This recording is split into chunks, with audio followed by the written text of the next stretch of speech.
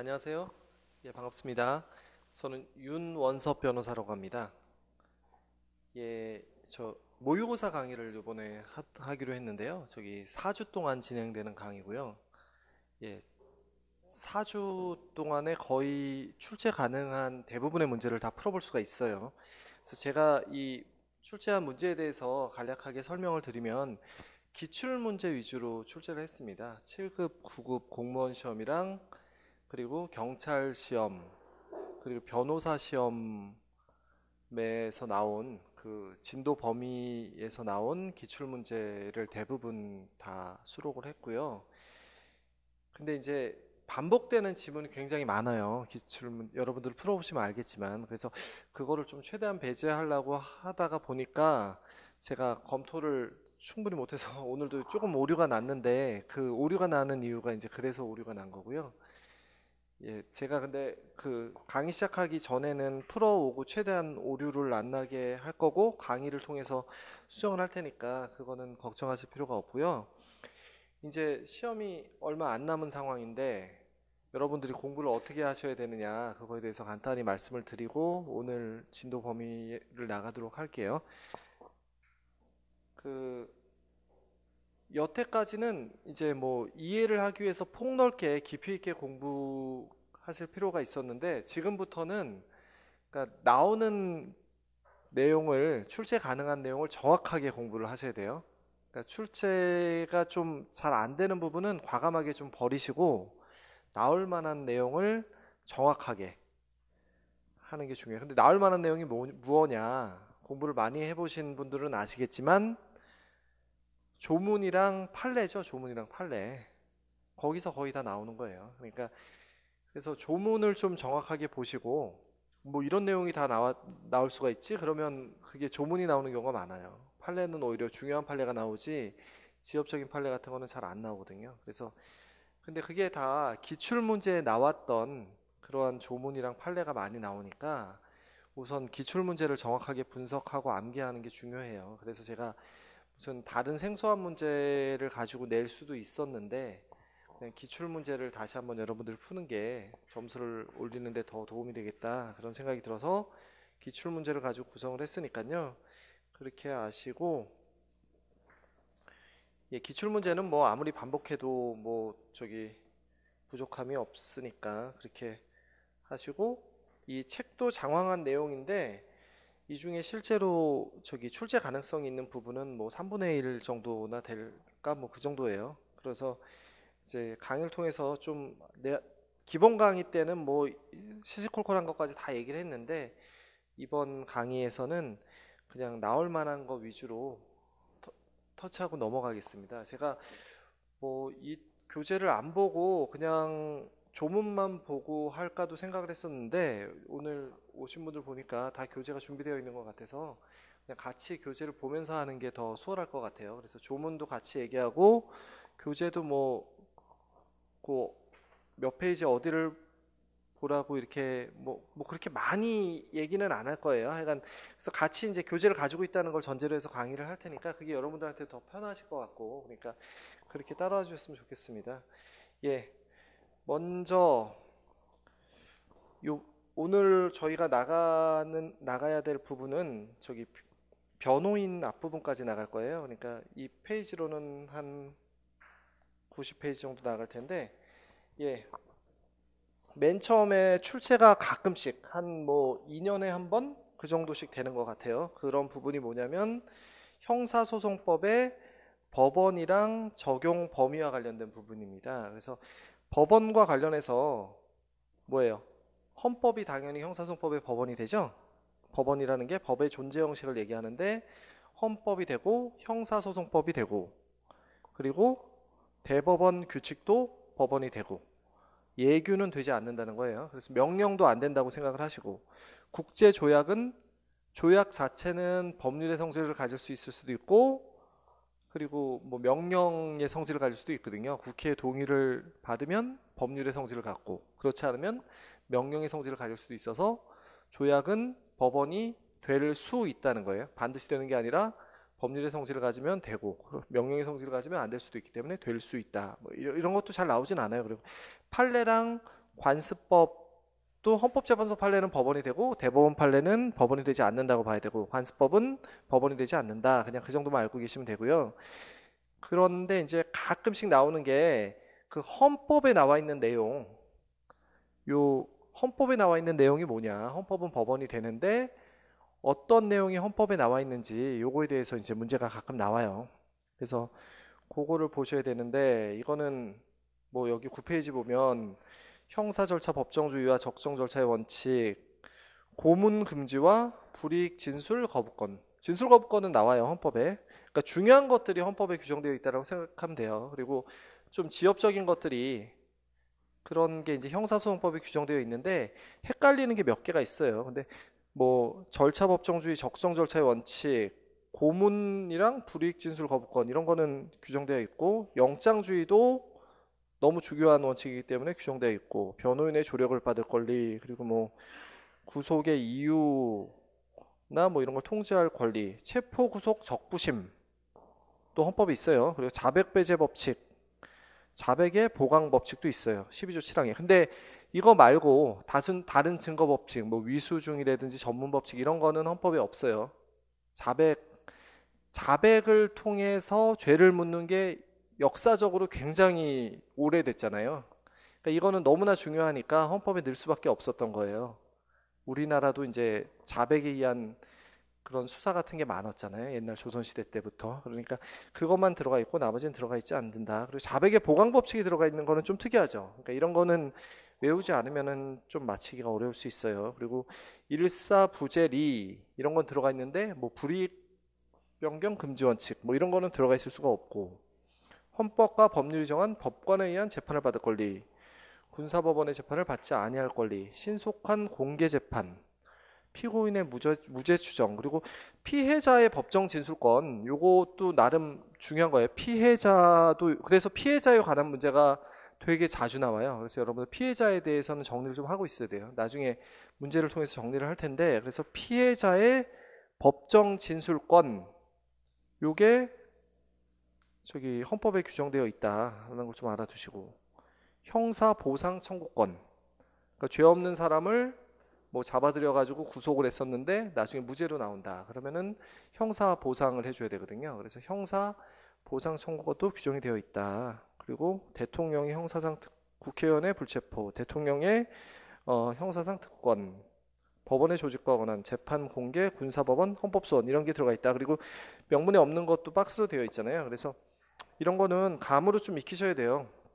이런 게 뭐 두 문자로 만드는 것도 의미가 있는데 그 두 문자로 만들면 그 두 문자를 또 풀지를 못하는 경향이 있어서 그냥 자꾸자꾸 문제를 풀어보고 뭐 좀 하다 보면은 맞출 수 있을 것 같은데 뭐 영장실질심사 이런 거는 없어요. 영장 주인은 있는데 구별해야 될 게 영장 주인은 있는데 영장실질심사는 없다. 제적 기피 이런 게 있을 이유가 없죠. 헌법에 있을 이유가 없죠.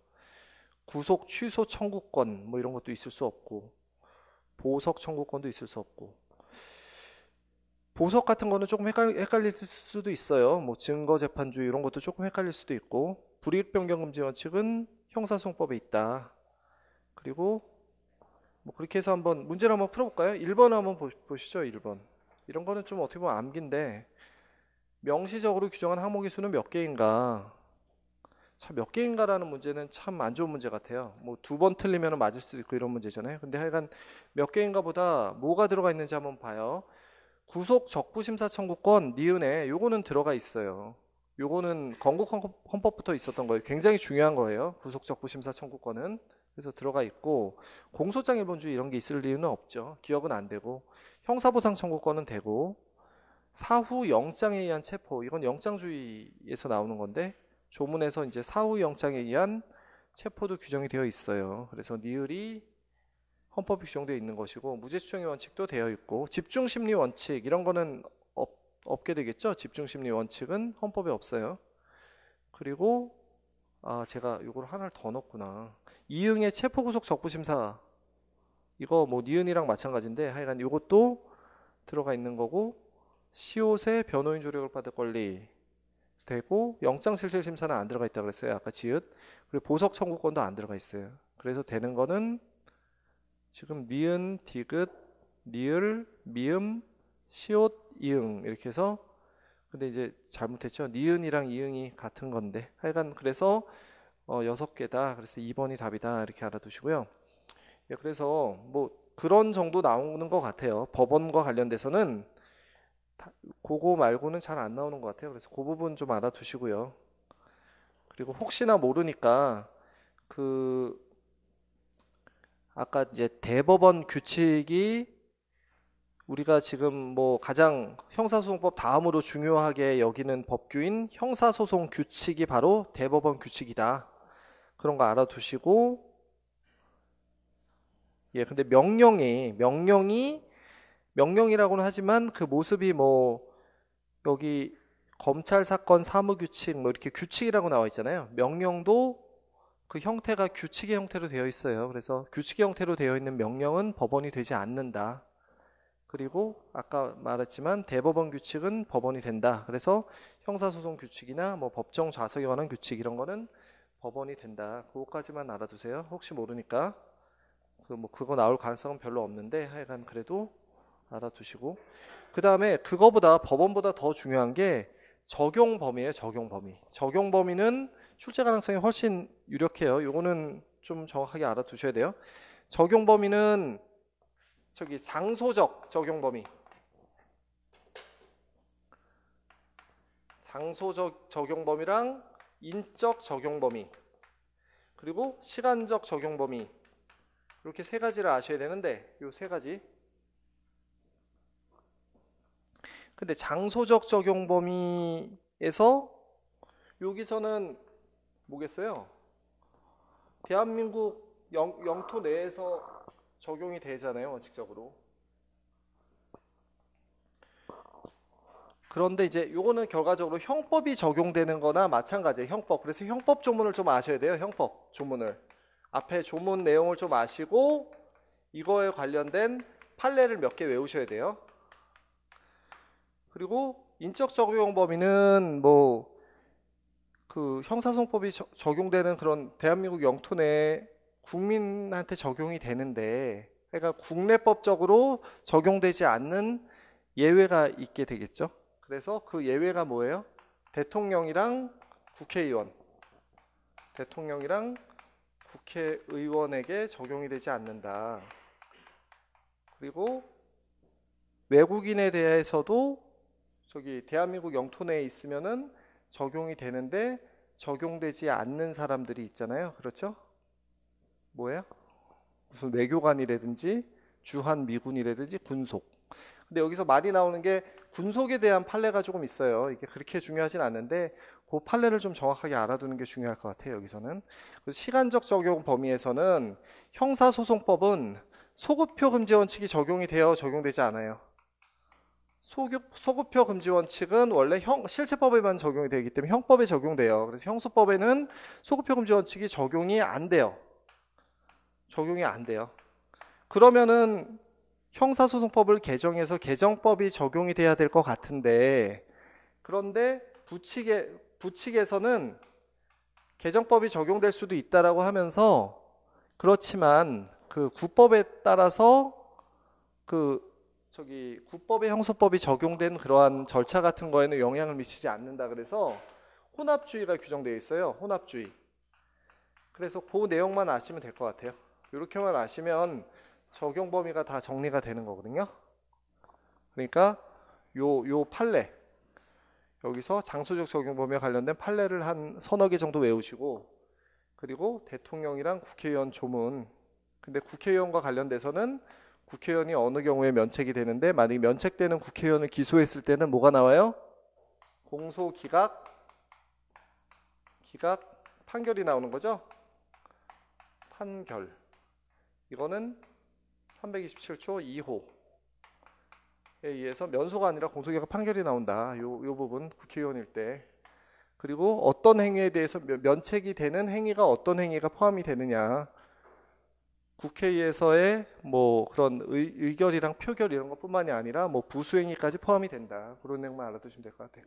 요거는 판례가 한 3개 정도 있는데 앞에 보면서 얘기를 할게요. 그래서 그것만 알면 여기만 알면은 또 이 문제는 다 맞힐 수 있어요. 버리시면 안 되고 한번 볼게요.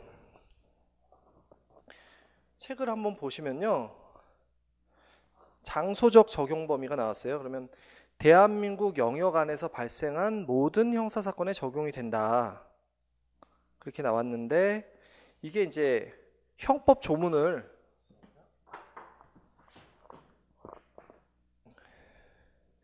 결과적으로 형법이 적용되는 사건에 대해서 형사소송법도 적용이 되는 건데 형법이 그러면 어떻게 규정이 되어 있나를 좀 아셔야 돼요. 아까 형법을 한번 잠깐만 보세요. 형법을 가져오셨나? 안 가져오셨나? 안 가져오셨으면 그냥 제가 얘기하는 걸 들으면 될 것 같아요. 형법은 1조, 2조에 대한민국 영역 내에서 죄를 범한 내국인, 외국인에게 적용된다. 그래서 속지주의로 규정하고 있어요. 그리고 3조에는 대한민국 영역 외에서 죄를 범한 내국인에게 적용된다. 영역 외, 외국에서도 우리나라 국민이면 적용이 된다는 거예요. 그래서 속인주의를 규정하고 있어요. 3조는.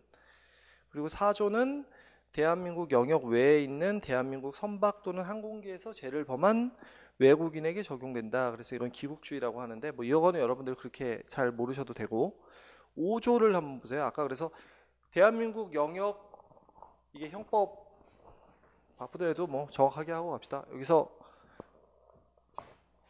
일단 대한민국 영역 내에 있으면 이거는 내라면 내국인이랑 외국인이 다 형법이 적용돼요.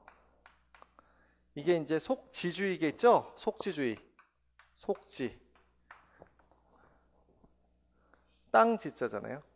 그리고 영역 외에 외국인만 적용이 돼요. 외국인. 죄송합니다. 내국인. 영역 외에 내국인만 형법이 적용된다. 이게 속인주의예요. 속인주의. 그리고 5조를 보시면 이게 내란, 외환, 국기, 통화, 유가증권 우표 인지 그리고 문서에 관한 죄 중 225조 내지 230조 이게 이제 뭐 사문서는 포함이 되는 게 아니에요. 공문서만 포함이 되는 거예요. 그리고 인장에 대한 죄 중 238조 이런 죄에 대해서는 영역 외에서 외국인 이게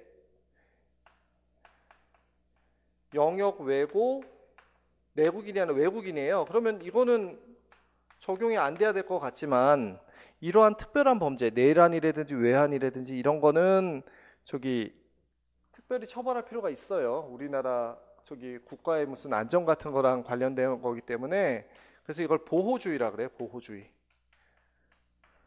대한민국을 보호하기 위해서 이런 특별한 범죄를 저지른 사람들은 처벌한다는 게 보호주의예요. 이게 6조예요. 그리고 이게 5조예요. 그래서 6조는 또 뭐냐면 6조도 보호주의인데 6조는 뭐냐면 이것도 마찬가지로 보호주의인데 이런 범죄 말고 이거는 특별한 범죄예요. 특별 범죄. 이러한 범죄 말고 외국인이 대한민국 영역 외에서 대한민국이나 대한민국 국민에 대하여 전조에 기재한 이외의 죄를 범한 외국인에게 적용한다. 그러니까 이게 영역 외 외국인인데 이 범죄 외인데 대한민국이나 대한민국 국민에 대해서 범죄를 범했어요. 그러니까 만약에 외국인이 우리나라 국민을 죽였어. 외국에서. 그러면 살인죄잖아요. 그런 경우에도 6조에 따라서 처벌할 수가 있어요. 근데 단서가 달려있죠. 뭐냐면 행위지의 법률에 의해서 범죄를 구성하지 아니하거나 소추 또는 범죄를 구성하지 아니하거나 소추 또는 형의 집행을 면제한 경우를 예외로 한다. 그러니까 예를 들어서 예전에 간통죄가 있었잖아요. 근데 만약 외국에서 외국 남자가 우리나라 여자랑 간통을 했어. 유부녀랑. 그러면은 우리나라 남자에 대해서는 어떻게 보면은 여기서 대한민국 국민에 대한 범죄라고도 볼 수 있잖아요. 어떻게 보면 간통을 했으니까 우리나라 국민인 남편한테 침해를 했다 이렇게도 볼 수 있잖아요. 그래가지고 6조에 따라서 처벌할 수도 있을 것 같지만 외국에서 만약에 간통죄를 처벌하지 않는다. 미국 같은 나라에서 간통죄를 처벌하지 않는다. 그러면은 처벌할 수가 없는 거죠. 그런 의미였어요. 6조가 뭐냐면 만약에 뭐 다른 범죄는 뭘 할 수가 있나? 뭐 그런 경우는 없겠지만 뭐 미국에서 뭐 강간을 했다. 대한민국 국민을 상대로 무슨 강간을 했는데 미국이 만약에 그 나라에서 강간을 처벌하지 않는다. 그러면은 이제 그 사람은 처벌할 수 없는 거죠. 외국에서 외국인이 대한민국 국민을 상대로 범죄를 저질렀어도 그 나라에서 그 범죄를 처벌하지 않으면은 처벌할 수 없는 거예요. 그게 바로 6조였어요. 6조. 그래서 이게 2조, 3조, 5조, 6조예요. 그래서 요 내용을 형법을 알고 있으면 여기 판례가 쉽게 이해가 되거든요. 여기 판례가. 그래서 한번 판례를 보도록 하겠습니다. 그 중요한 몇 가지 판례를 볼 텐데요. 처음에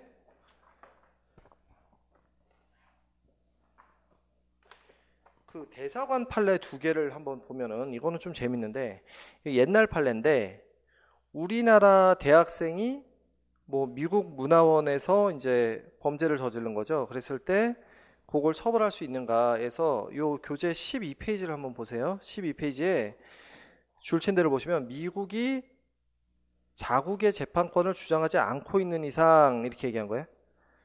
그러니까 미국 문화원을 그러니까 원래는 이게 조금 애매한데 그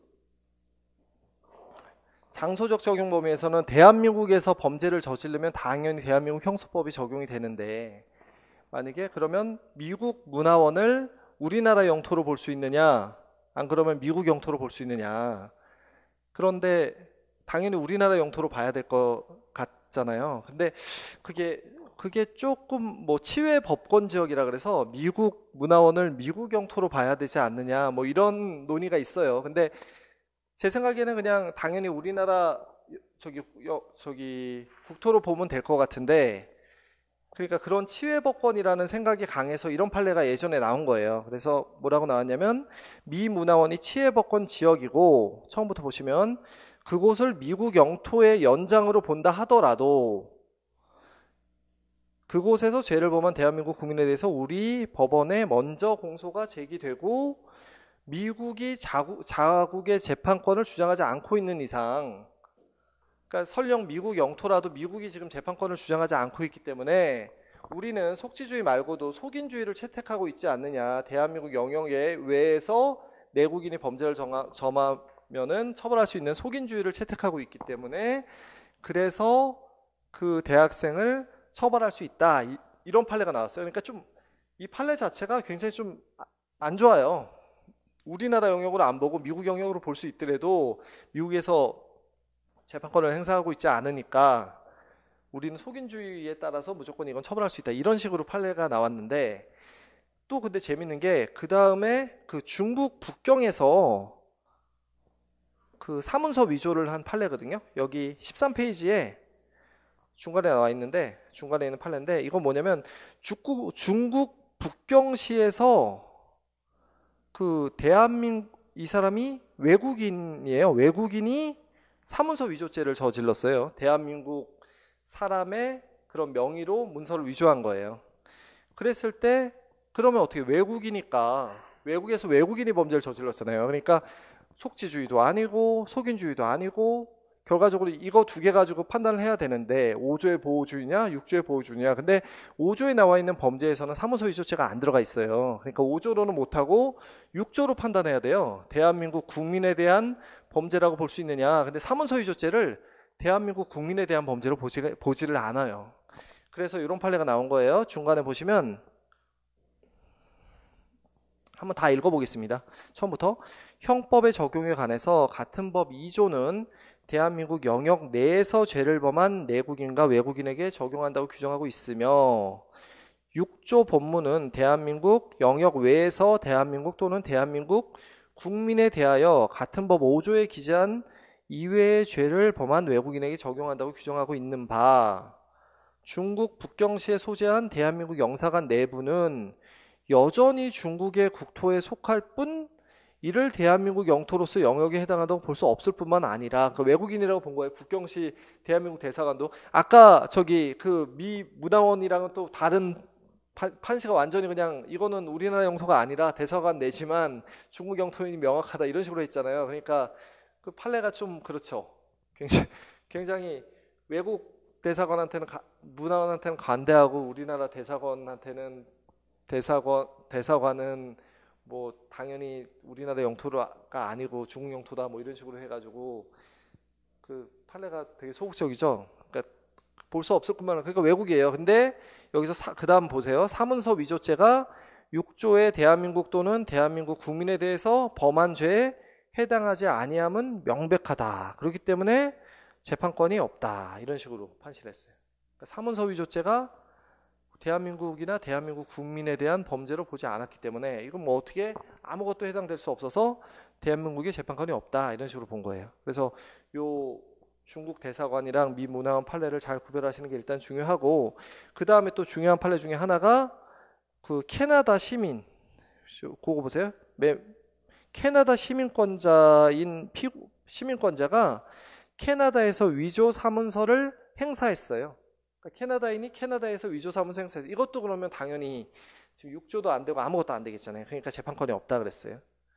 그래서 그거 읽어보시면 요 사문서 위조 행사죄는 5조 1호 내지 7호에 열거된 죄가 아니고 5조의 죄가 아니에요. 공문서만 되지 사문서가 안 돼요. 그러니까 5조가 안 되고 6조도 안 되기 때문에 결과적으로 아무것도 될 수 없다. 이런 판례예요. 그러니까 그거 형법을 알아야지 정확하게 알 수는 있겠죠. 그래서 이렇게 알아두시고 근데 요 2017년 국가직 7급에 나온 판례 중에 또 요게 좀 중요한 판례 같아요. 요거를 알아두세요. 이 판례가 오히려 더 중요한 것 같아요. 뭐냐면 그 내국 법인 그러니까 내국 법인의 그러니까 우리나라 법인의 대표자가 외국인이었는데 이 사람이 외국에서 횡령을 했어요. 그러면은 피해자가 우리나라 내국 법인이잖아요. 그러니까 이 경우엔 피해자가 대한민국 국민이 된 거예요. 외국에서 횡령을 저질렀는데 피해자가 내국 법인이었으니까 그런데 그러면은 어떤 판례가 나오겠어요? 그 나라에서 횡령죄를 처벌하지 않는 나라가 아니라면 6조에 따라서 처벌할 수 있게 되는 거예요. 그러니까 요 교과서에 나온 거 뭐냐면 그 여기서 이런 문구가 나오는 거예요. 행위지의 법률에 밑에서 두 번째 줄을 보세요. 행위지의 법률에 의해서 범죄를 구성하지 아니하거나 소추 또는 형의 집행을 면제한 경우가 아니라면 이게 바로 6조 뒷부분에 나오는 내용이잖아요. 그게 아니라면 그 외국인에 대해서 우리 형법이 적용되어 그러니까 6조가 적용돼서 우리나라에게 재판권이 있다.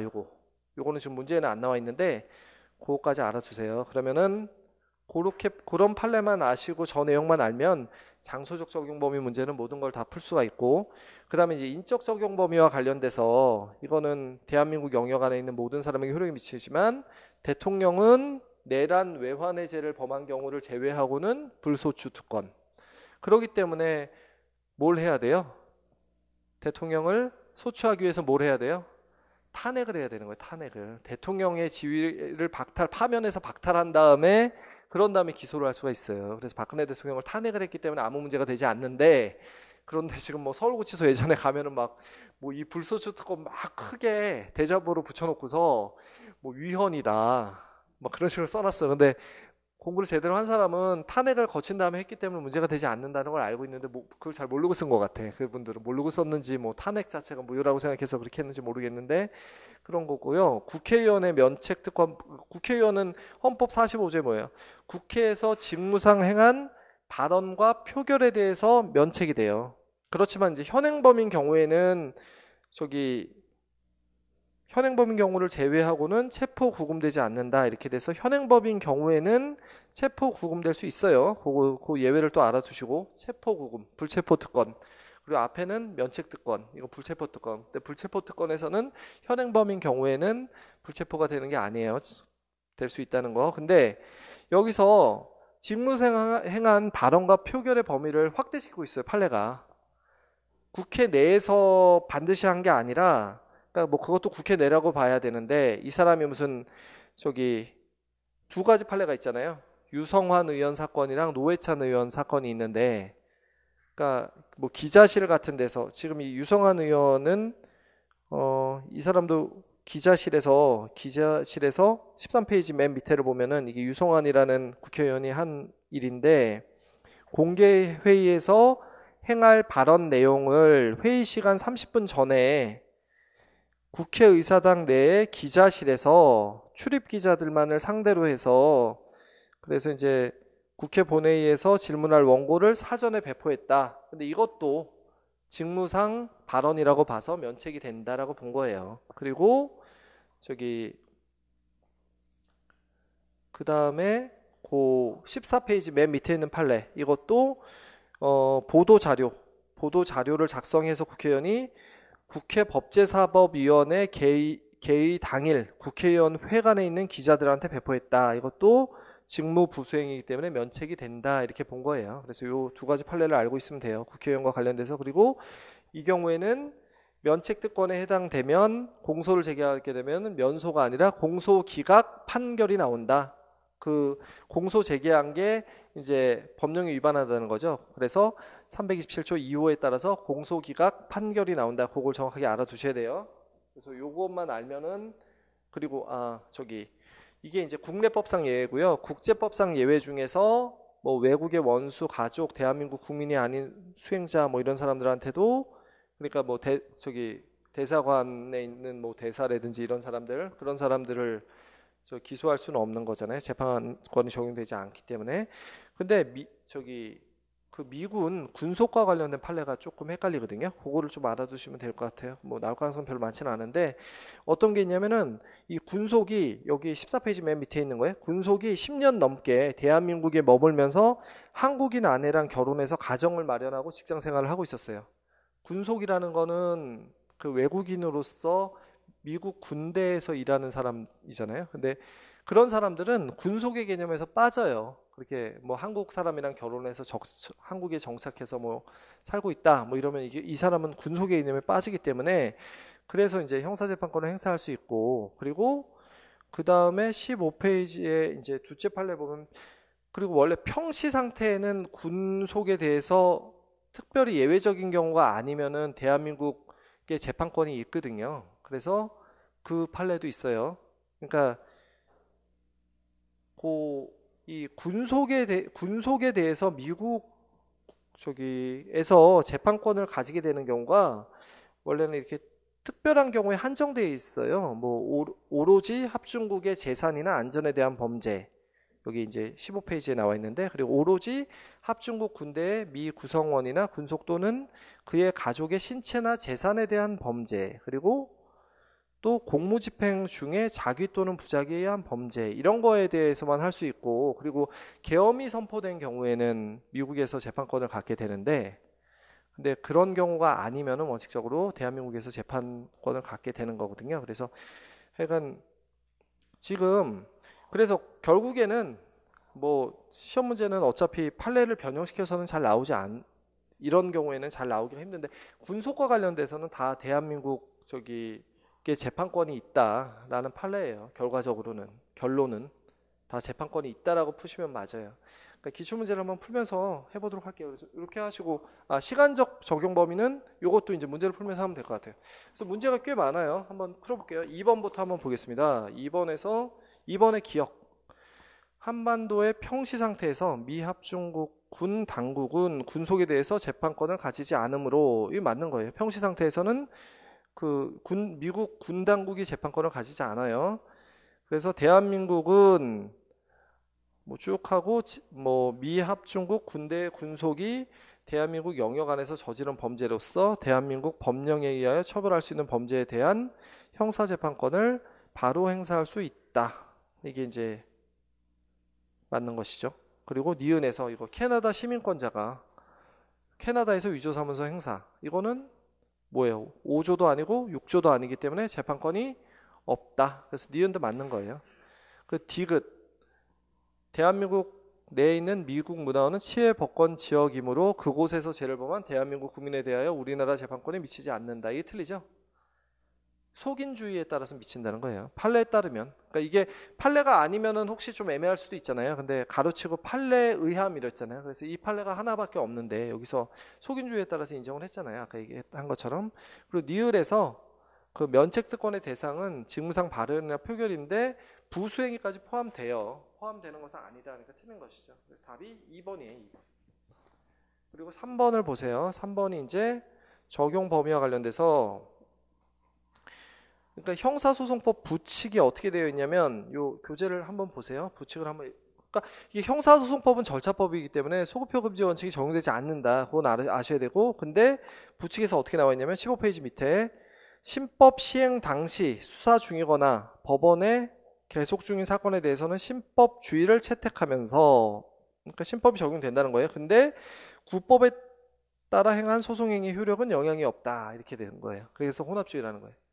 그러니까 당연 뭐 그래야 되겠죠. 그럼 뭐 다시 다 할 수도 없고 절차라는 게 계속 진행되어 왔는데 개정이 돼서 신법이 생겼으면 앞으로는 신법에 따라서 하는데 그렇지만 이전에 행한 절차에 대해서는 문제 삼지 않겠다. 그렇게 갈 수밖에 없었던 거예요. 혼합주의로 갈 수밖에 없었어요. 그래서 그 혼합주의에 따라서 이제 판단을 하시면 돼요. 그래서 15페이지 요 판례가 좀 중요한데 왜 그러냐면 여기서 그 따라서 부분부터 보세요. 항소심이 신법 시행을 이유로 구법에서 정한 바에 따라 적법하게 진행된 증거조사 절차를 위법하다고 보여서 효력을 부정하고 다시 절차를 진행하는 것은 허용되지 않는다. 이렇게 되는 거죠. 뭐 이런 내용만 알고 있으면 돼요, 여러분. 혼합주의의 내용만 알고 있으면 다 맞힐 수가 있어요. 요거까지는 알 수가 있으니까 보시고 그 다음 판례 요거는 좀 알아두세요. 이거는 저기 형사소송법 규정이 아니에요. 그러니까 이게 근로기준법이 개정이 돼서 얘가 이런 행위 자체가 처음에는 반의사불벌죄가 아니었는데 반의사불벌죄로 바뀌었어요. 그러니까 반의사불벌죄로 바뀌면은 더 피고인한테 유리하잖아요.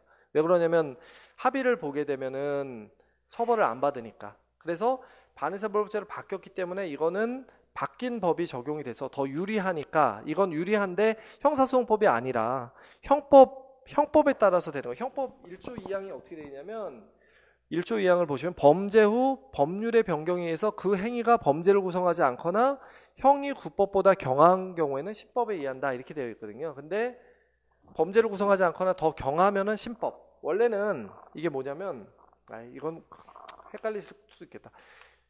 형소법은 혼합주의만 아시면 되는데 형법은 원래 행위시법주의예요. 행위시법주의. 그 행위시의 법이 적용이 돼요. 그런데 재판시에 행위시의 법이 있었는데 재판시의 법이 바뀌었어요. 재판시에 행위를 하고 재판시의 법이 바뀌었는데 이게 어떻게 바뀌었냐면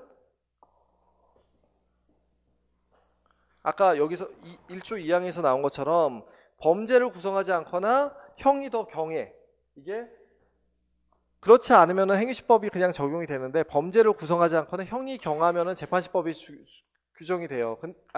적용이 돼요. 근데 이게 행위시에는 반의사불벌죄가 아니었는데 재판시 봤더니 반의사불벌죄로 바뀌었어.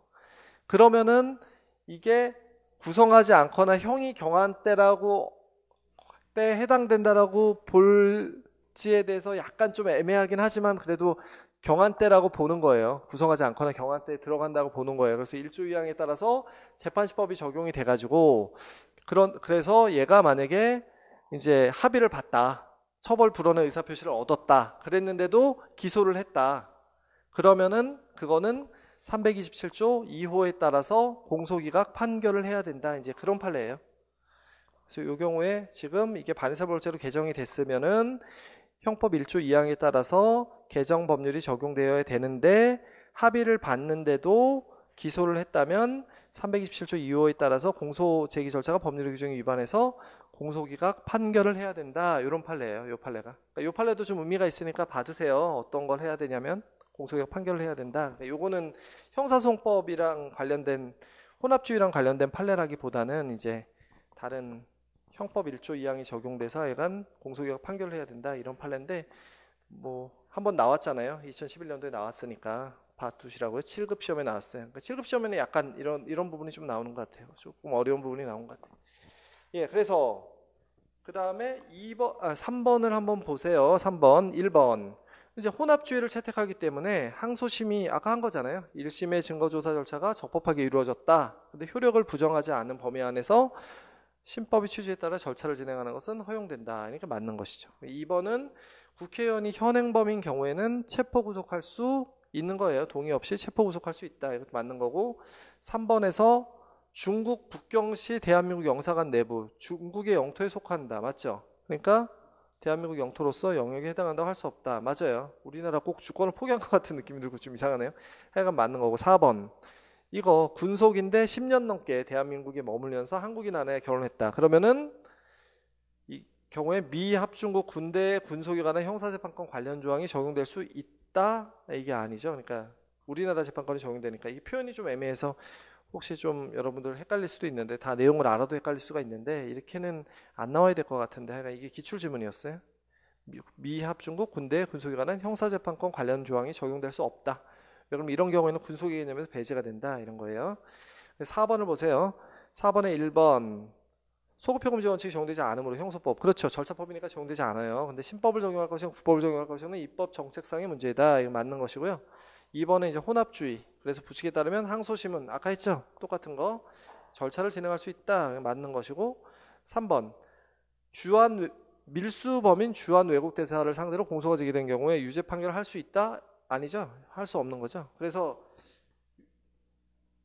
가장 옳은 것은 옳은 것이잖아요. 그러니까 죄송합니다. 2번에서 1심 증거조사 절차를 부정하고 다시 절차를 진행할 수 있다는 게 2번도 틀린 거예요. 죄송합니다. 2번 틀리고 3번에서 유죄 판결할 수 있다? 틀린 거죠. 그래서 예전에 북한 대사관에서 이런 짓을 해가지고 맨날 추방당했잖아요. 유죄 판결을 되지는 않고 처벌할 수가 없으니까 할 수 없는 것이고 이거 국제법상의 예외고요. 인적 적용 범위 국제법상의 예외이기 때문에 할 수 없는 것이고 4번 면책특권에 해당하는 사항에 대해서 공소가 제기된 경우 공소기각 결정 아니고 공소기각 판결 틀린 거예요. 그래서 맞는 것은 1번이 1번이 답이에요. 예, 그 다음에 이제 형사소송법이 이념과 목적인데요. 이념과 목적은 뭐가 있어요? 이제 지금 여기까지 했는데 한 문제가 나올 수 있어요. 20문제 중에 한 문제가 나올랑 말랑해요. 지금까지 한 거의 부분에 대해서 나오시면 무조건 맞히셔야 되고 기출문제를 다시 한번 풀어보세요. 다 맞히실 수 있을 거예요. 제가 얘기한 내용만 알고 있으면. 그 다음에 지도 이념에서 이제 세 가지 알아야 되잖아요. 실체 진실주의, 적정 절차 원칙, 신속한 재판 이렇게 세 가지를 알아야 돼요. 그래서 실체 진실주의를 한번 볼게요. 실체 진실주의. 그러니까 실체를 밝혀야 된다는 거 아니에요. 형사소송을 통해서 이 사람이 실제로 범죄를 저지른 사람인지 아닌지 실체를 밝히는 게 가장 중요한 거예요. 실체 진실주의가 가장 중요한 거예요. 어떻게 보면. 근데 당사자주의를 취하면은 실체 진실주의를 이념을 목적을 달성하는데 약간 지장이 있지 않을까. 그렇잖아요. 직권주의가 오히려 더 실체 진실에 더 부합하는 그런 방법인 것 같은 생각도 되잖아요. 근데 그렇지 않다는 거예요. 당사자주의를 취한다고 해서 그게 다 장단점이 있어요. 그 직권주의를 취하냐, 당사주의를 취하느냐에 따라서 다 장단점이 있어요. 어떻게 보면 당사자주의를 취하는 게 더 실체를 발견하기 더 수월하다고 볼 수도 있어요. 그러니까 그런 내용을 알고 있으면 되고요. 그래서 당사자주의가 실체 진실주의와 모순되지 않는다. 그리고 적극적 실체 진실주의랑 소극적 실체 진실주의가 있잖아요. 적극적으로는 범죄를 저지른 자를 반드시 처벌해야 된다는 게 적극적이고 소극적으로는 설사 놓치는 한이 있더라도 범죄를 저지르지 않은 사람을 유죄 판결해서는 안 된다는 게 이제 소극적 실체 진실주의인데 오히려 소극적 실체 진실주의가 조금 더 강조되는 측면이 있어요. 그냥 그런 정도만 개념이랑 그런 정도만 알아두시면 되고 그리고 이제 한계 같은 거 알아두시면 되는데 이거는 문제가 그렇게 잘 나오지 않아요. 실체 진실주의는. 그러니까 그 정도 알아두시면 되고 적정 절차의 원칙 요거는 이제 인권 보장의 측면을 강조하는 건데 공정한 법정 절차에서 형벌권이 실행되어야 한다. 그러니까 그 구체적 내용으로 뭐가 들어가 있어요?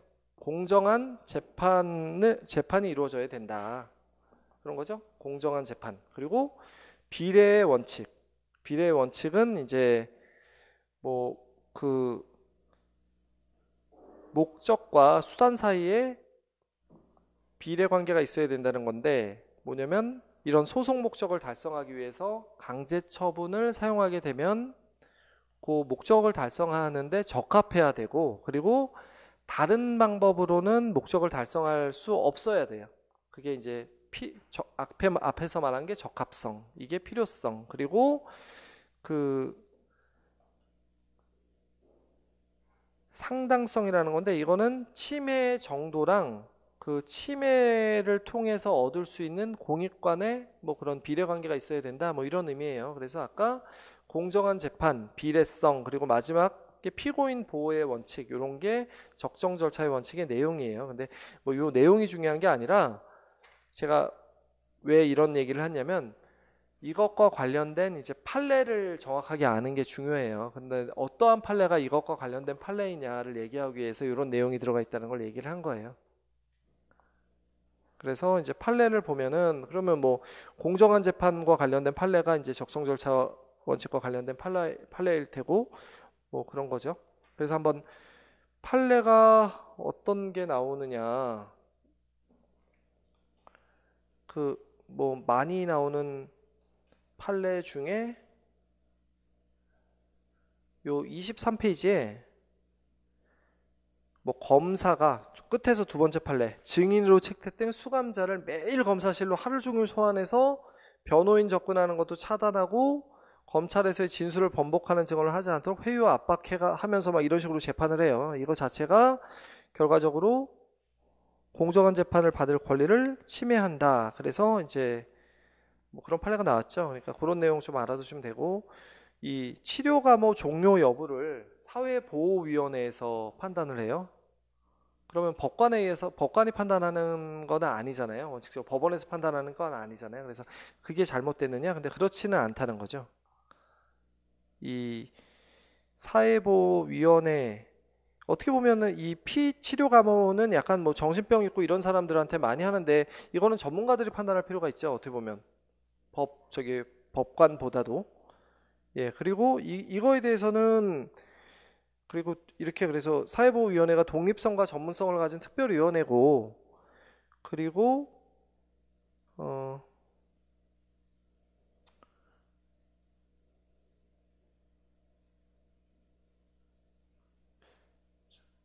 예, 여기 치료감호 종료에 대한 피치료 감호자 측의 신청권이 보장되어 있다. 그리고 뭐 절차에 대한 참여권이 보장되어 있고, 나중에 종료가 기각된 경우 행정소송도 제기할 수 있다. 뭐 이런 부분에 대해서, 이런 부분을 보면은 괜찮다는 거예요. 그래서 결론만 알고 있으면 여러분들 문제 푸는 데는 뭐 지장 없죠. 그래서 그런 거 알아두시고, 아까 비례성이랑 관련돼서 좀 알아두셔야 되는 게, 여기 나와 있는 24페이지에 나와 있는 판례, 여러분 수형자라는 게 뭔지 아셔야 돼요. 미결 수용자랑 수형자는 재판이 확정돼 가지고 일반적으로 교도소에 있는 사람이 수형자예요. 그래서 미결 수용자는 아직 확정되지 않은 상태에서 구치소에 있는 사람이 미결 수용자예요. 그래서 그런 개념을 아셔야지 문제를 맞힐 수 있어요. 근데 수형자한테 여기 두 번째 판례를 보면 아예 금치 기간 중에 운동을 완전히 금지시켜 버려요. 뭐 이런 거 자체는 뭐 신체 자유를 침해한다, 그렇게 봤고, 근데 수형자한테 접견 횟수 초과를 이유로 변호사와의 접견을 불허해요. 근데 수형자잖아요. 미결 수용자는 변호인의 조력을 받을 권리가 있기 때문에 그 횟수 제한 없이, 시간 제한 없이 변호인의 접견을 인정을 해야 되지만, 수형자한테는 횟수 제한해서 변호인 못 만나게 하는 게 문제가 될 게 없어요. 그래서 그거 자체는 재판 청구권을 침해하는 게 아니에요. 그래서 여기 이게 수형자라는 걸 정확히 알아야지 문제를 맞힐 수가 있어요. 그리고 뭐 마지막에서도 뭐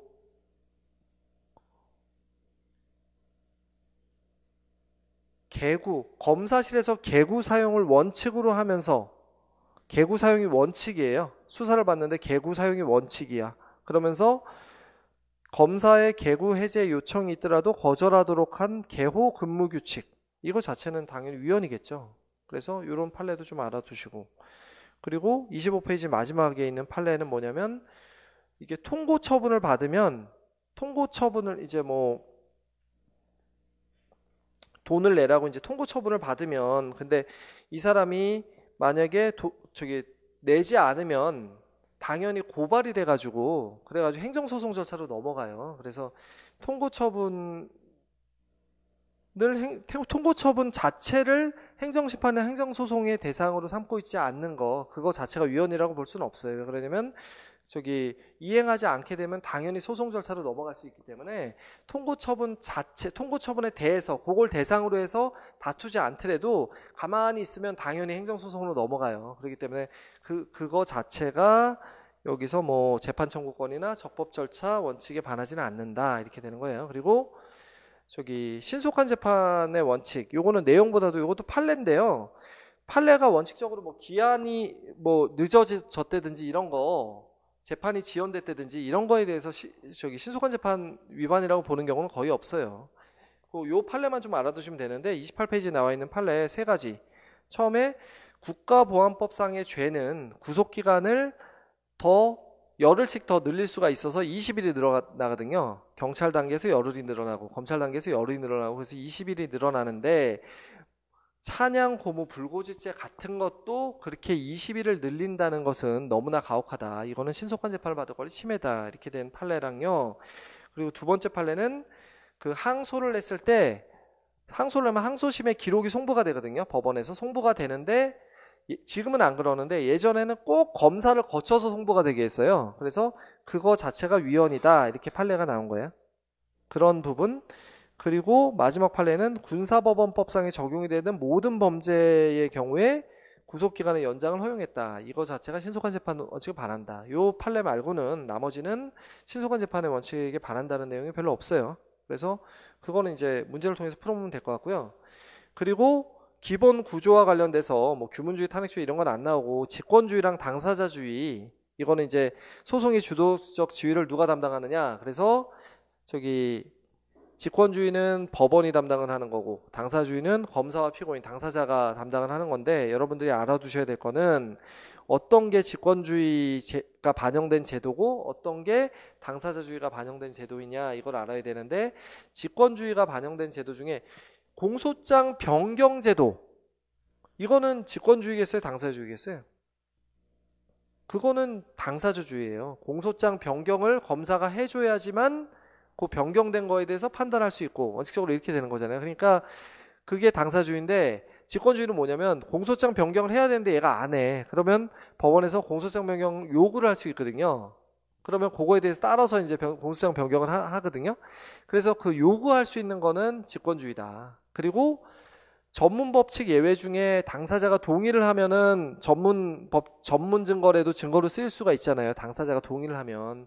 그래서 당사자가 동의를 해서 전문 증거로 쓰일 수 있는 거는 당사자주의 요소인데 당사자가 동의를 했다 그래서 그냥 하는 게 아니라 그 진정성을 한번 더 판단을 해요. 법원에서 이 동의가 진정한 동의인지 합당한 동의인지 이거를 판단을 하는 것 자체는 직권주의라는 거예요. 그러니까 그거 주의하셔야 돼요. 당사자 동의 나오면 당사주의인데 진정성 판단 그럼 직권주의고 공소장 변경 그럼 당사주의인데 공소장 변경 요구 그럼 직권주의예요. 그래서 나머지는 여러분들이 제도를 알면은 이게 당사주의인지 직권주의는 다 맞출 수가 있어요. 그래서 그 부분이 잘 나오니까 그걸 알아두시고 5번부터 한번 빠르게 보겠습니다. 형사소송의 이념과 목적에 대한 설명으로 옳지 않은 것은, 그래서 1번을 보시면 형사소송법에 관한 절차법에서 소극적 진실주의의 요구를 외면한 채 범인 필벌의 요구만을 앞세워 뭐 합리성과 정당성을 갖추지 못한 방법이나 절차에 의한 증거 수집이나 증거 조사를 허용하는 것은 적법 절차의 원칙 및 공정한 재판을 받을 권리에 위배된다. 이건 뭐 맞는 것이죠, 당연히. 2번은 이게 대법원이 파기환송을 했어요. 그래서 환송을 해봤더니 구속기간이 만료됐어요. 2월에 구속기간이 만료됐어요. 근데 법원에서 원래는 각 신금마다 6개월 동안 구속을 할 수가 있잖아요. 그래서 구속기간을 갱신해가지고 다시 구속을 했어요. 근데 이거 자체가 무죄추정의 원칙이 위반되는 건 아니에요. 그렇게 할 수 있는 거예요. 그렇잖아요. 파기해서 왔는데 구속을 더 해서 수사를 할 필요가 있어서 갱신해서 했다. 근데 뭐 그거 자체가 문제되진 않겠죠.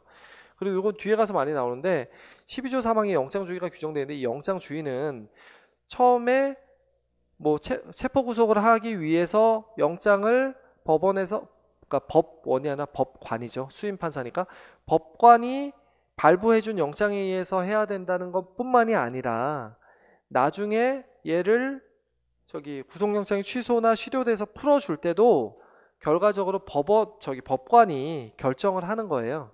그거까지도 포함된다는 거예요. 12조 3항의 내용에. 그럼 뒤에 가서 또 할 기회가 있을 거예요. 그래 의미한다 이거 맞는 것이고, 그리고 신속한 재판을 받을 권리가 피고인의 이익뿐만이 아니라 이런 공적인 이익도 있다는 거예요. 실체 진실 발견. 이건 빨리 재판을 안 하면 실체를 제대로 발견할 수가 없어요. 그리고 소송 경제도 문제가 돼요. 뭐 재판을 빨리 해야 할 필요가 있어요. 소송 경제상으로도 빨리 해서 해야지 뭐 국가적으로 비용이 많이 들어가는 문제도 있고, 약간 뭐 여러 가지 공공적 이익에도 근거가 있다. 뭐 이것도 맞는 것이에요. 답은 2번이에요. 6번 보시면 이거 1번 구속 만기 25일을 앞두고 비로소 1회 공판을 시작했다. 그러니까 이렇게 재판이 지연된 거는 신속한 재판을 받을 권리를 침해한 것을 보지 않는다고요. 이렇게 하다 보면 이렇게 될 수도 있어요. 그래서 1회 공판을 이렇게 시작해도 괜찮다는 거예요. 그리고 2번 이거 적법 절차 위배되는 행위의 영향이 차단되거나 소멸된 상태에서 수집한 증거, 이거 자체가 증거 능력을 인정해도 적법 절차 실적 내용에 대한 침해가 아니다. 이건 맞는 거예요. 적법 절차 위배되는 행위의 영향이 차단되거나 소멸됐잖아요. 그러면은 뭐 괜찮은 거죠. 그리고 3번 변호인의 조력을 받을 권리에는 변호인의 충분한 조력을 받을 권리를 의미하므로 국선 변호인의 조력을 받을 권리를 보장하여야 되는데, 그 내용에는 국선 변호인을 선정해 주는데 그치지 않고 국선 변호인의 실질적인 조력을 받을 수 있는 필요한 업무 감독과 절차적 조치를 취할 책무. 그렇죠.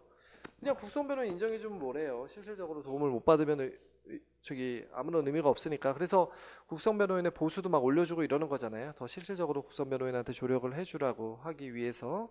그래서 이것도 맞는 것이고, 4번 공소장 1번주의 위반했다고 항상 그 시기 및 위반의 정도와 무관하게 항상 공소기각 판결을 해야 되는 게 아니에요. 그래서 판례에서 어떤 판례가 나왔냐면 중요한 판례인데, 증거조사 절차가 마무리돼서 요 보면은 법관의 심증 형성이 다 이루어졌어요. 근데 그때 가서 공소장 1번주의 위반, 내가 유죄 판결 받을 것 같으니까 공소장 1번주의 위반, 이렇게 주장할 수 없어요. 그래서 그때 되면은 이 공소장 1번주의 문제는 다 해결이 된 거예요. 그래서 항상 공소기각 판결을 해야 되는 게 아니라 빨리 해야 돼. 빨리 하려면. 그리고 그 주장을 하려면. 그리고 근데 공소장 1번주의가 인정이 돼서 공소기각 판결되는 경우는 굉장히 드물어요. 실질적으로 웬만한 거는 그냥 다 넘어가요. 판례에서. 그래서 이 판례를 잘 기억해 두세요. 그래서 시기 및 위반의 정도와 무관하게 항상 공소기각 판결을 해야 되는 건 아니다. 그 다음에 7번 1번 신속한 재판의 경우에 구제책에 대해서 직접적인 규정은 없어요. 규정이 없어요. 그거는 뭐 알고 계셔야 돼요. 그리고 니은에서 이거 나왔네 아까. 군사법경찰관의 구속기간 연장을 허용하는 군사법원법 242조 1항 중 239조 부분은 과잉금지원칙을 위반해서 신체의 자유 및 이거는 이게 뭐 나온 건 아니고, 이게 이제 이런 판례가 있는데 구속기간을 군사법경찰관의 구속기간을 연장하는 이런 부분에 대해서 이제 위헌인 판례가 나왔다. 이거 알아두셔야 될 것 같은데, 아까 그 군인이랑 마찬가지 판례고, 그 다음에 디귿에서 수사기관에서 구속된 피의자의 도주, 항거 등을 억제하는데 필요하다고 인정할 상당한 이유가 있는 경우에 필요한 한도 내에서 포송 수갑을 하는 거, 뭐 이게 무죄추정 원칙 위배되는 거 할 수 없다. 이게 맞는 거죠. 수사할 필요가 있겠죠. 그리고 니을에서 이거 아까 얘기했네. 매일 검사실로 하루 종일 소환해서 뭐 변호인 접근 차단하고 뭐 이렇게 한 거 공정한 재판을 받을 권리 침해, 이거 맞는 것이고, 그리고 금지처분 받은 수용자 운동 못하게 한 거, 이것도 이제 인간의 존엄과 같이 신체 자유 침해, 이것도 맞는 것이고. 그러니까 저기 뭐에 미음 이제 비음만 틀리고 다 맞는 거예요. 비읍이 뭐냐면 지금 검사와 피고인이 쌍방항소했는데 1심 선고 형기 경과 후 2심 공판이 개정되었을 경우 신속한 재판 권리 박탈할 것이다. 근데 이건 뭐냐면 1심에서 얘가 만약에 뭐 구속이 되어 있는데 1심에서 징역 뭐 6월이 나왔어. 그랬는데 2심 공판이 결과적으로 8월 정도 후에 개정이 됐어요.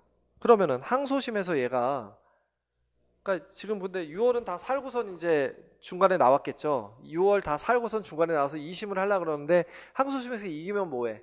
벌써 지금 6개월 다 살아버렸는데. 그러니까 뭐 이렇게까지 늦게 해가지고 빨리빨리 해가지고 했어야지. 항소심이 빨리 열렸어가지고 4개월로 줄었으면은 나는 4개월만 살 수가 있었는데 항소심이 늦게 열리는 바람에 나 6개월 다 살고 지금 나와가지고 2심 재판받고 있는 거잖아. 이렇게 하니까 이제 너무 늦어졌다 이래가지고 이 사람이 따졌는데 그렇게 안 본 거예요. 비읍 한번 읽어보세요. 이 사람이 1심 판결 선고형이 쌍방이 항소를 했으면 그대로 유지된다고 단정할 수가 없어. 얘가 더 늘어날 수도 있다는 거예요. 1심에서는 6개월이었는데 뭐 1년으로 늘어날 수도 있고, 그리고 1심이 통산한 미결 구금 일수가 그대로 통산된다고 단정될 수도 없기 때문에 뭐 이렇게 돼도 위법이라고 할 수 없다. 이런 내용이에요. 알아두시고 8번에 보세요. 8번에 1번 적법 절차 원칙은 절차의 적법성뿐만 아니라 적정성, 그러니까 적법뿐만 아니라 타당한 것도 보장돼야 함을 의미한다. 그 맞는 거예요. 이거는 그 내용까지도 타당해야 된다는 거예요. 적법 절차의 원칙에서는 절차뿐만 아니라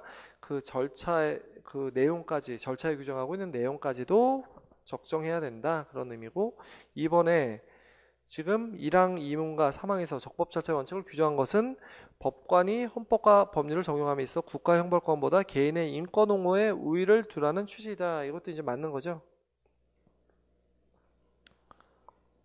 형벌권을 적정하게 행사하지 못하더라도 개인의 인권을 보호해야 된다. 이런 것까지 깔려 있는 것이니까.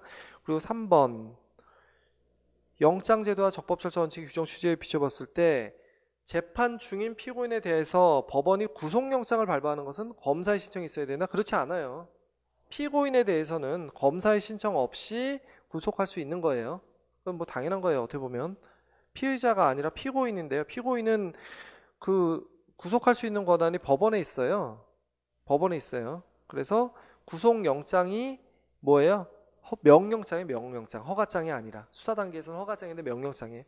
그러면 검사의 신청이 필요가 없어요. 법원에서 그냥 데리고 오도록 할 수 있어요. 그러니까 예를 들어서 공소 제기돼서 재판 소환을 했는데 이 사람은 계속 안 오면은 구속해버려요. 저 그런 경우 많이 봤어요. 실제로. 그래서 구속해가지고 재판해버려요. 그래서 안 나가면 안 돼요. 나가야 돼요. 그래가지고 저기 뭐 MB 같은 경우도 나오는 게 안 나오면은 구속해버려요. 계속 버티면 체포하거나 뭐 구속해가지고 저기 수사하고 막 그렇게 되니까 소환에 응할 수밖에 없어요. 그래서 검사의 신청 필요 없다는 거예요. 3번. 그리고 4번 그 314조 직접주의 전문법칙 예외 규정한 314조는 뭐 합리성과 정당성 갖춘 것이어서 적법 절차에 합치하는 법률 규정. 당연히 그렇겠죠. 314조 규정은 이거는 뭐 뒤에 전문법칙을 배우면 이게 합헌이라는 건 당연히 알 수 있어야 돼요. 이걸 찍으면 안 되는 거예요. 이건 기본기에 기본기. 그냥 쑥 넘어가는 거예요. 적법 절차에 합치하는 거니까 규정이 남아 있겠죠. 안 그랬으면은 효력이 없어졌겠죠. 9번 옳은 것은 모두 몇 개인가 해서 1번 기억에 이게 범죄 피의자로 입건된 사람이 지문 채취에 불응했어요. 그런 경우에 처벌하는 범죄는 영장주의 원칙이 위배되지 않는다. 이게 맞는 거죠. 왜 그러냐면 이게 영장주의는 강제 처분에서 필요한 건데 이 지문 찍는 게 좀 어떻게 보면 강제라고도 볼 수 있는데 판례는 자발적으로 찍는다고 생각을 해요.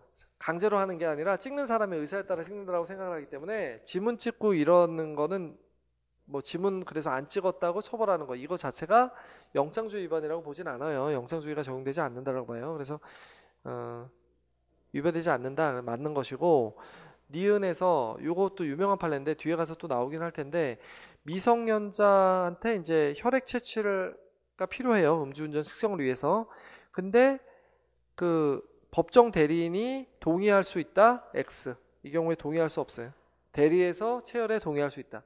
그러니까 대리는 소송행위 이것도 일종의 소송행위인데 소송행위 대리는 명문의 규정이 있는 경우만 할 수 있고 그래서 이런 경우에는 할 수 없다는 유명한 판례 이거 잘 알아두셔야 돼요. 체혈을 이제 할 수 없는 상태 얘가 의식불명 상태겠죠. 교통사고 당해서 누워 있는데 체혈을 해야 되니까 법정 대리인이 만약에 뭐 동의를 해가지고 체혈한다. 근데 그렇게 될 수 없다는 거예요. 그리고 디귿 이 압수수색 영장은 제시해야 된다고 규정되어 있지만 현실적으로 불가능한 경우에는 제시하지 않고선 압수수색을 하더라도 위법하다고 볼 수 없다. 이건 이제 맞는 내용이에요. 저기 현실적으로 불가능한 경우에 제시를 할 수는 없잖아요. 그러니까 위법하다고 볼 수는 없다. 이건 맞는 것이고, 그래서 니을 요거 선거관리위원회 위원 직원이 선거범죄를 조사하는데 관계인한테 녹음된다는 사실을 알려주지 않고 녹음을 했어요. 그런 경우에 이게 적법한 절차냐? 그렇지 않아요. 이게 판례인데 이 공직선거법 272조의 이 6항에 보면은 이렇게 조사할 때 뭐 증표를 제시하고 소속 설명을 밝히고 조사의 목적이나 이유를 설명해야 된다 이렇게 조문이 되어 있거든요. 근데 조사의 목적이나 이유를 설명하는 거에서 그 내용 안에 녹음된다는 것도 설명을 해야 된다 이런 식으로 해석을 해요. 그래서 그거를 설명하지 않으면 요 법을 위반한 거기 때문에 위수중이다 이런 식으로 보고 있어요. 그냥 판례 내용만 아시면 돼요. 저는 설명을 해야 되니까 이런 걸 뭐 다 구체적으로 얘기를 하는 거지. 여러분들은 그냥 당연히 녹음된다는 사실을 알려주지 않고 녹음을 하게 되면 위수중이 되겠죠. 결론만 아시면 되고요. 그리고 10번에서 그 적정 절차의 원칙에서 적법 절차는 절차뿐만 아니라 실체적 내용이 모두 적정해야 된다. 이거 맞는 내용이고 이거 유명한 거니까 아셔야 되고 2번에서 위법 수집 증거를 기초로 해서 획득한 2차 증거 이것도 원칙적으로 유죄의 증거로 삼을 수 없죠. 이거 뭐 독과 이론이라고도 할 수 있겠는데 그렇게 되는 것이고 3번에서 피의자로 입건된 사람들로 하여금 경찰 공무원이나 검사의 신문을 받으면서 자신의 신원을 밝히지 않고 지문 채취에 불응하는 경우에 처벌을 받게 한다. 그런 경우 적법절차 원칙이 위반된다. 그렇지 않은 거예요. 이것도. 예, 이거를 적법절차 원칙이 위반된다 그러면은 지문 날인을 할 수가 없잖아요. 그래서 이런 정도는 적법절차 원칙이 위반되지 않는다. 그리고 4번 이거 유명한 판례인데요. 이 사람이 이제 음주운전을 했는데 진료 목적으로 이미 체혈을 해가지고 그걸 간호사가 가지고 있었어요. 근데 경찰이 가가지고 그 간호사한테 그 체혈한 거를 달라고 했어. 피를 달라고 했어. 그래가지고 받았어. 그런데 그게 위수중이냐? 근데 그렇지 않다는 거예요. 그게 이제 영장에 의하지 않은 압수로 보지 않았다는 거예요. 판례는 그거를 이미 제출한 걸로 본 거예요. 이미 제출물이라고 봤어요. 근데 그런 경우에 그 간호사도 제출할 수 있는 권한이 있다고 봐서 임의로 제출한 거기 때문에 영장이 필요가 없고 사후 영장도 필요 없고 그래서 이게 위법 수집 증거가 아니고 적법하다 이런 식으로 봤어요. 뒤에 가서 제가 이거랑 구별할 수 있는 판례를 또 얘기를 할 텐데 일단 이 사실관계 알아두셔야 돼요. 간호사가 피 뽑아서 가지고 있는데 간호사한테 달라고 해가지고 줬어. 근데 영장 없이 받았어. 그래도 영장주의 예외, 압수수색에서 영장주의 예외인 이미 제출물에 대한 압수로 봐가지고 적법하다라고 봤어요. 적법하다. 사실관계에 따라서 위법한 것도 있어요. 그거 하여간 요거는 적법한 거예요. 알아두시고. 그 다음에 11번 신속한 재판을 받을 권리에 대해서 옳지 않은 것은 1번 이거 찬양 고무 불고지 20일 넘게 한 거는 침해하는 것이에요. 아니다가 틀린 거예요. 그래서 2번 이거는 구속기간이 아니라 판결 선고를 원칙적으로 1심에서는 6개월 이내, 항소 상고심에서는 4개월 이내 해야 된다. 이거 이제 맞는 내용이고 3번 형사 피고인은 헌법에 의해 신속한 재판을 받을 권리를 보장받고 있다. 이 신속한 재판을 받을 권리는 조문에 나와 있어요. 조문에 27조 3항에 아까 그 법원과 관련해서도 맞히셔야 돼요. 그리고 4번을 보면은 이것도 이제 집중심리주의가 규정되어 있어요. 실질적으로 잘 지켜지진 않지만 2일 이상이 필요하면은 원래는 매일 개정하고 부득이한 사정이 있으면은 14일 이내로 다음 공판기를 정해야 된다 이렇게 나와 있는데 실질적으로 잘 이게 지켜지진 않고 있지만 이게 이제 맞는 내용이에요. 그래서 이것도 맞는 거예요. 답은 1번이에요. 12번 당사주의적 요소와 거리가 먼 것은 그래서 1번은 공소장 변경이 나와 있잖아요. 그러니까 잠깐.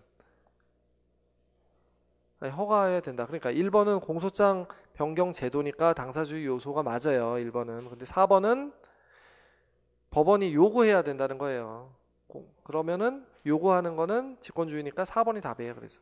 그리고 2번은 공판기일에 출석하지 않으면 개정하지 못한다 그러니까 당사자가 출석해야 된다라고 했으니까 이것도 당사주의겠죠. 그리고 3번에서는 공소장 부본을 상대방한테 보내가지고 그 사람이 받아가지고 그 다음에 답변서를 내고 뭐 이런 제도는 당연히 당사자주의적 요소가 될 수 있겠죠. 그래가지고 답은 4번이에요.